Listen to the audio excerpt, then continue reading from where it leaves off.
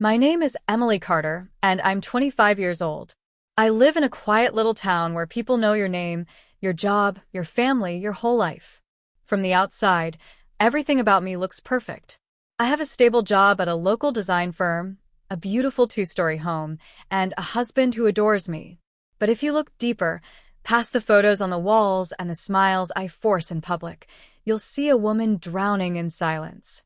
1 year ago, I married Daniel Morgan, a gentle soul, the kind of man mothers dream their daughters will marry.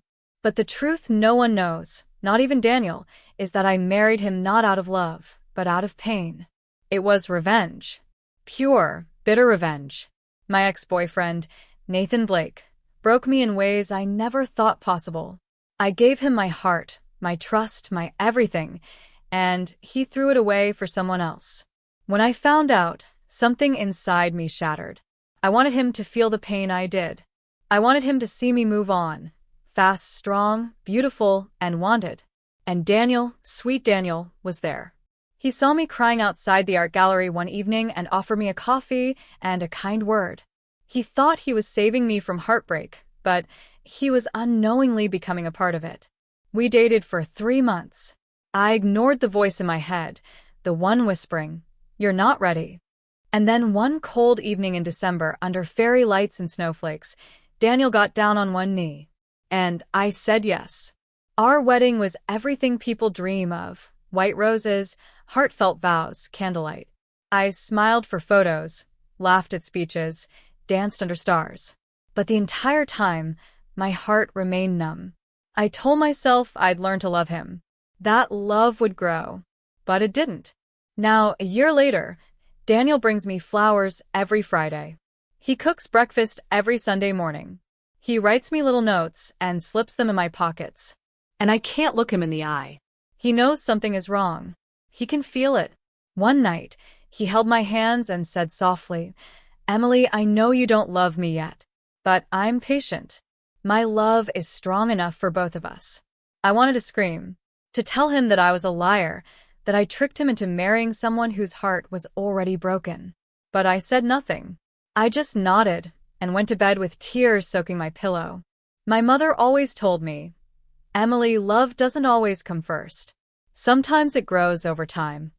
But time has passed, and my heart hasn't moved an inch. 2 weeks ago, Daniel prepared a romantic dinner, candles, wine, my favorite pasta. He smiled like it was our first date and said, "This is for you, because you're my everything." I tried to smile back, but inside, I felt like a ghost. After dinner, he took me to the park, the same one where he proposed.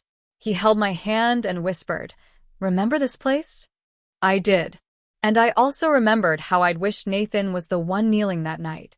At home, I lay in bed, staring at the ceiling, wondering if I'd ever feel happy again. My best friend, Chloe, noticed something was off. "Emily, you look tired," she said. "Is everything okay?" I hesitated. Then I told her the truth. "I don't love Daniel," I whispered. "I never did." Chloe didn't judge me. She just held my hand and said, "Maybe you need space. Time apart." But I knew that space wouldn't fix what was already broken inside. I once tried to talk to Daniel. "Can we talk about us?" I asked. He looked at me with so much fear in his eyes and said, "I know what you're going to say, but please, don't give up on us yet." His voice broke as he said it, and mine did too, because I had already given up. A few days later, he brought up the idea of having a baby. "I think it would bring us closer," he said, his eyes full of hope. I froze. The thought of having a child in a loveless marriage terrified me. I forced a shaky smile and said, "I'm not ready." He looked disappointed but didn't push. That was Daniel, always respectful, always kind. And that made everything worse. I feel like I'm living a lie. Every day, I play the role of the loving wife. But inside, I'm suffocating. Some nights, I pack a bag. I plan to leave. But then I see him asleep, peaceful, vulnerable, and I feel like a monster. One morning, he brought me coffee in bed and whispered, "Emily, I believe in us." I wanted to scream. One weekend, he surprised me with a trip to the beach.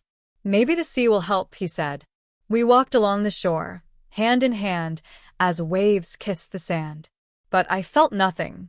Not the breeze, not the warmth, not his hand in mine. After the trip, Chloe called. Did it help? She asked. No, I replied. It didn't. Daniel hasn't stopped trying. He still writes little notes, plans small surprises, leaves chocolates on my desk. And every kind act feels like a dagger in my chest. Because he deserves someone who loves him. And I'm not that person. One night, I stared at my reflection in the mirror. The woman looking back at me didn't smile. She didn't dream. She just existed. That night, I made a decision. I wrote Daniel a letter. Dear Daniel, I'm sorry. I'm sorry for marrying you without giving you the truth. I thought I could learn to love you. I thought time would heal me, but it hasn't. You have been nothing but wonderful, kind, patient, loving, and I have been nothing but distant. You deserve a love that smiles without effort, a partner who meets you with the same fire. I can't be that for you. Not because you're not worthy of it, but because my heart was never whole to begin with. I thought I was healing. I wasn't. I was hiding. You gave me more than I ever deserved, and I will always be grateful. But I can't keep pretending. I need to find myself again. And you need to be free to find someone who loves you the way you love. I hope one day you understand. I hope one day you forgive me. Love. Emily. I left the letter on the dining table, next to the coffee mug he always used. Then I walked out of the house and into the unknown. Chloe let me stay with her for a while. The first night was the hardest. I cried until morning. Not because I missed Daniel, but because I hated hurting someone who didn't deserve it. Days turned into weeks. Daniel never called, never texted, but I knew he read the letter. One day, Chloe handed me an envelope. Daniel had written back, Dear Emily, I read your letter more times than I can count. At first, I was angry. Then I was heartbroken. But now, I understand. I always felt there was a part of you I couldn't reach. I kept hoping love would grow. But love needs truth. You gave me beautiful moments, even if they were wrapped in silence. I forgive you, Emily. And I wish you peace. Take care of your heart. Love. Daniel. I cried for hours after reading it. Not because he was cruel, but because he was kind even in goodbye. Months have passed. I've started therapy. I've started painting again. And slowly, very slowly, I'm starting to feel like me again. Daniel moved to another town. I heard from a mutual friend that he's smiling again. I hope it's true. As for me, I'm still healing, still learning, still hoping.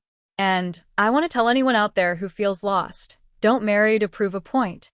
Don't marry out of pain. Wait for love. Real, honest love. The kind that sees you completely.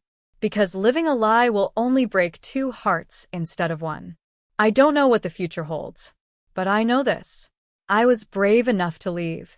And sometimes, that's the first step toward finding the life you truly deserve. Thank you for listening to my story. If it touched your heart, please like, share, and subscribe.